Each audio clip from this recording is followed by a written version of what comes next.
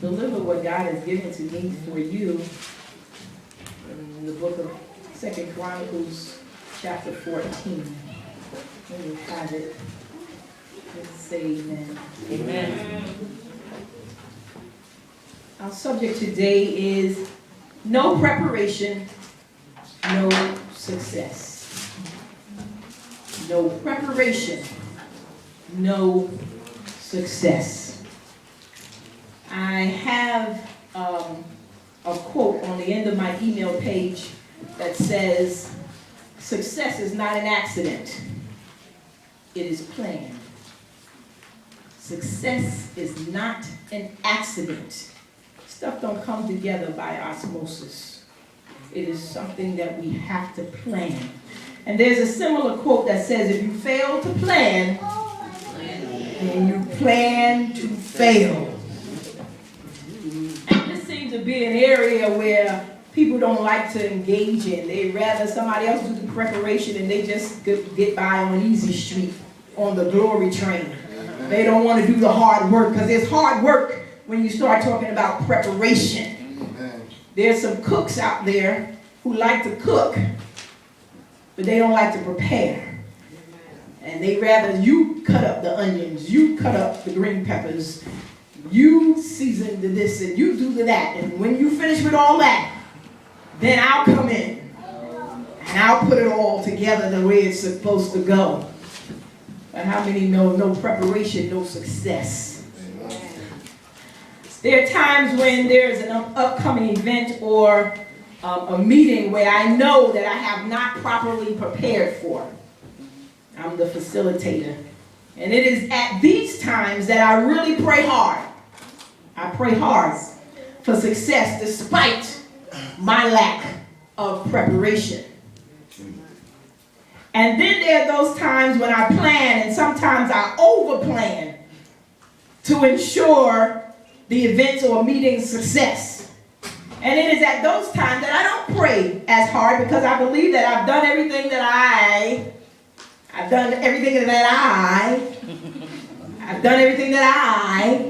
needed to do.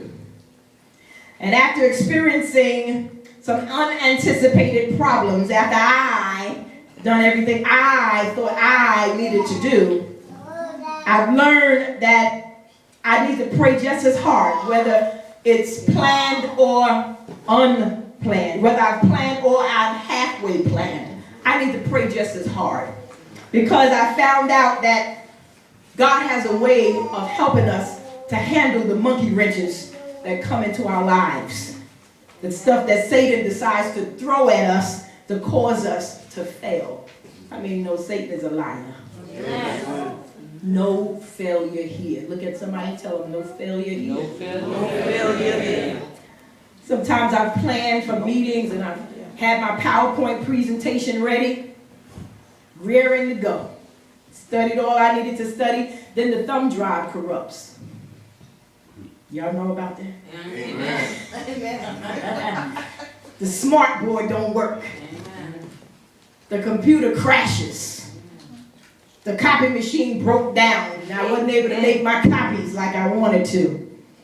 Then I have my to-do list, right? And so I'm checking off everything that I'm supposed to do in preparation for this. I forget some real important thing on the to-do list. Because if it ain't on the to-do list, I don't think I need to do it. But I forget something that I put on the to-do list that was really, really important. But one thing I know is that God knows how to make up the slack. He knows how to make up the slack, that when I've done all I can to prepare and I still mess up and miss stuff, he knows how to get in there and fix it and make it right. That's why I gotta love him. So again, doesn't matter if I've prepared well or if I've half prepared. I always need God. I always gotta pray. Always gotta trust God to make whatever I'm doing come to fruition and make sure that it is a success. It's very similar to making a cake. All of us will have the ingredients. People don't make cakes like they used to, but I remember my mother making cake, and she would put the butter out ahead of time. I hardly see that anymore. But you put the butter out ahead of time because you want to soften the butter, but you don't want to melt the butter.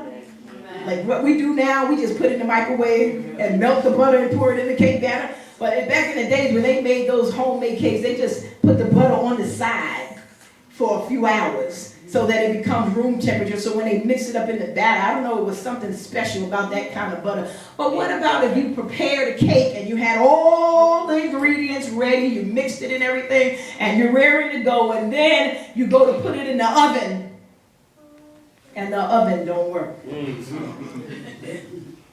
All your preparation in vain, because there's no way that your cake is going to cook without the fire. And when we talk about fire, it reminds me of God, because God says, I am a consuming fire.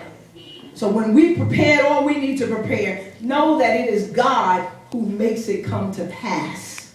Can I get a witness? Amen. It is God. So no preparation, no success. We've got to add God in at every area of our lives. Whatever it is that we're preparing for, we've got to add God in the mix. Otherwise, no success. I want to talk to you today about a king who prepared in times of peace. He prepared for war.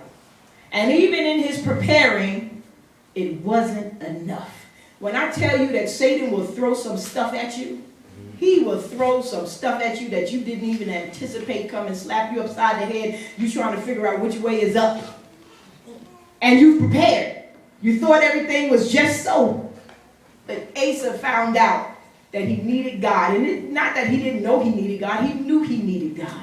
And what I want to say to you today is that even as we prepare for our spiritual walk with God, we've got to know we cannot just do this, that, and the other and then leave God out of the picture, because he will fill the gap every time. We're going to the scriptures, 2 Chronicles, the 14th chapter.